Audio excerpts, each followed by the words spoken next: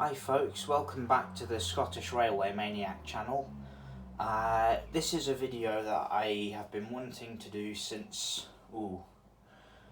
August last year, but my phone, as I've probably mentioned before, was a bit of a lemon.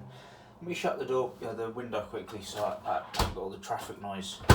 Yeah, my phone was a bit of a lemon, and it wouldn't record. The screen wasn't responsive because it was smashed.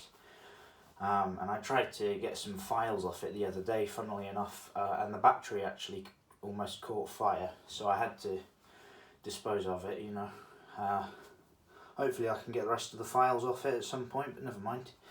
So, got my new phone, good to go, and then I got ill. I got hay fever really badly. You might still hear it in my voice, but here's the review now anyway. So today we have what I believe is the first review of a O-Gauge Heljan 58 on YouTube. There's a few other videos, but no one's done a review for some reason. So I thought, you know, the model, it's almost a year old since it released. It came out almost a year ago, so why not do a review of it finally? So the one I went for is the Rail Freight Red Stripe weathered, and it's numbered, as you can see. They do a pristine version of this, which I do have, but it's just because it was on sale. I got it cheaply, you know. But yeah, this one's weathered and it's numbered, and it's Bassett Law, which I'll show you the nameplate when I'm spinning the model around. It's quite hard to get the whole thing in shot because it's very big. It must be a foot long, something like that. Maybe not quite a foot, but the other one, I like I say, I have two of these now, but this one I bought when they first came out, and I paid full price for it, but I had some savings. I saved up for it. I had long enough to save up for it. And then this one I got, the second one, it was beginning of May, and it was something like 43% off or something, so quite a big discount. So that's why I forked out and got another. But this one, out the box, off the plinth, you get a little wooden plinth, which I'll show you, and you get the side steps that you have to fit yourself, and then the windbreak handrails that you have to fit yourself as well. Excuse me. You can fit the standard handrails, you know, the early style ones that were just the metal pole, but as this one's number 34, it had the windbreak ones, so I fitted them. So, tell you what, let's have a little look at the box. Get the boring stuff out of the way. I'm going to pause this, and then actually I won't be able to because I don't know how to edit that. So just give me a sec.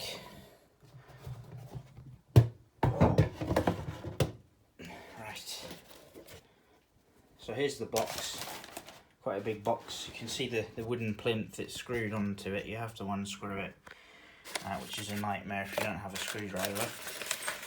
Better not show you that because it'll have my address on it. Not that I don't trust you, but I don't trust you. So here's the extra handrails, and they should be in a bag really, but must have lost the bag when I put them on when I bought it. I think these are the screws. Yeah, these are the screws that hold it onto the plinth. So, and then you've got your instructions there. Sorry if you can see my messy kitchen. So everything's in colour. It's a nice wee fold out. Got all your info on it, and how to handle the model and not what to do. And that's the inside of it. So you've got the flywheels, and then snip pins off here. I guess that would be for DCC. I'm not gonna DCC fit mine because I don't have an O-Gauge layout. But it's quite handy being able to show you this. This is the underside of the model. That means I don't have to flip it over and scratch the paintwork or whatever. You've got a built-in speaker, as you can see, and then you've got, you know, your powered axles and your dummy axles and everything. And then you got your parts list, as you can see. So all good. Right, that's the boring bit over. Stick that back in there. So it is a bloody massive box, and now that I've got two of them storing the boxes, it takes up a lot of space. So I'll sort that out in a minute. Just stick that down there for now. Right, so let's have a look at the model. Prop that up without it falling over. So the first thing I noticed when I took it out of the box, can I put the light on as, no, that's okay, isn't it? So the first thing I noticed was this really, really nice screw link coupling. Probably can't see it because my thumb's in the way, but just there. And believe it or not, it actually screws, it actually works. The little pin spins around, it's bloody fiddly, but it does work. And of course you've got your sprung buffers, plastic sprung buffers. They're quite easy to push in and out. This model is mainly plastic. I was hoping, you know, when they came out they'd be die cast or whatever, but I'm still quite new to Heljan O gauge. I've only got the 58s and a few wagons, like a few dogfish wagons and things. So I didn't really know what to expect, but I'm still just as chuffed with it, even though it is just plastic. So you've got your tail lights at the top, and then your running lights and your high intensity headlamp there. I've not run this thing yet because all my O gauge track is stacked away underneath a pile of stuff in my cupboard from when I moved house. I haven't had the opportunity to run this yet, but even if I did, I'd only be able to put it up, run it a few feet really before, because I don't have a very big house. So anyway, move that box out of the way. I've got a 00 Heljan 58 box propping it up, ironically. So if you've seen a 00 Heljan 58 before, you'll know that the detail in the cab is not very good. But this is all painted. I hope you can see it. You've got all the dials, and you've got, you know, the reverser and everything, and it's really, really nice. Almost, you know, looks like you could sit inside it and drive it off. But yeah, no, I really do like this thing. So there's your number, and then you have, unlike the 00 model, you have etched grills. See, if I press them lightly with my finger without damaging anything, you can see they move in and out. 00 model, you don't get that. And then you've got your fans, which I do believe spin. I think I remember reading something about that. And you have your doors. Now the other one I have, the door handle is a bit bent downwards, but I had a cheeky wee fiddle around with this thing, and they're just press fitted in, so it would be an easy fix if I ever wanted to fix it, but I'm not going to worry too much. So this is one of the handrails I've put on this. I'm pretty sure that's what they're called, the windbreak handrails. They could have been to deter the driver to stop, you know, to not walk from the cab to the other end. I'm not sure what they were. And then you've got the steps and the really, really nicely detailed bogies. So I'm going to have a quick sniff now. Hay fever. You've got, these are the earlier style bogies without the sandbox. Now they do the sandbox variant, which is quite cool because you can take the wee bit of perspex off and you can put some sand in it, and it looks really good. So really, really nicely detailed bogies. And then moving along, you've got your engine access panels. I believe these tiny little holes if you want to put handrails, not handrails, what they call handles, in, which some of them did have, some of them didn't. But again, it's not something that's going to make me lose any sleep. You got your battery box and all your air tank details and everything. See if I can move it. Yeah, and this thing does weigh a ton.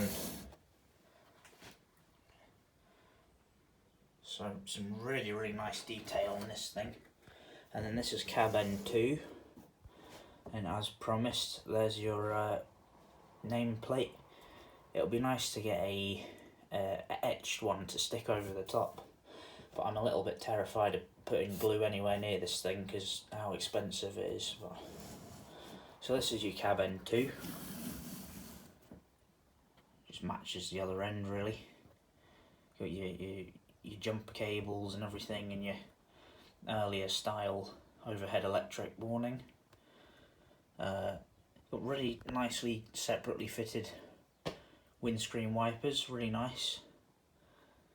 And there's a nice shot of the buffer beam and that nice screw link coupling that works. Oh dear, hay fever's getting worse, I apologise folks. So yeah, really, really, really nice model. And I'd say it is a little bit on the expensive side, but again, I'm quite new to O gauge, so I don't really know too much about it. You get, you know, your older models like the O gauge 31 and things, and you can get them for quite heavily discounted prices. And let me prop this up again. But I bought this the week it came out because I'd been saving for it for a year or so. So yeah, so that is a what would you call it? Not heavily in-depth review, but a quick review of the Heljan O gauge 58. I'm gonna get a video of it running at some point. See what the lights are like, whether they're bright or they're really dim and crap, or I don't know yet.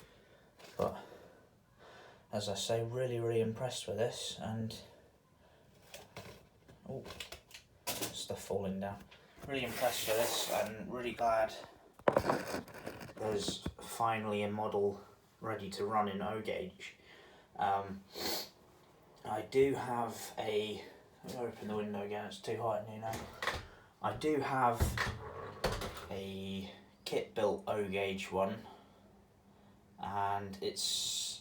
I think it was quite heavily damaged when it got sent to me in the post, because you know, a lot of bits fell off it, and just, you know, it had been glued together rather than soldered together, which seems a bit strange. But if you want me to, you know, make a wee video of that as well, then let me know. But yeah, just wanted to show this off and hope this is helpful to someone. Hopefully, you know, this will make you think, you know, well, I quite fancy getting one of those. It's nice to see there's a review of one finally, just looking at the details and things.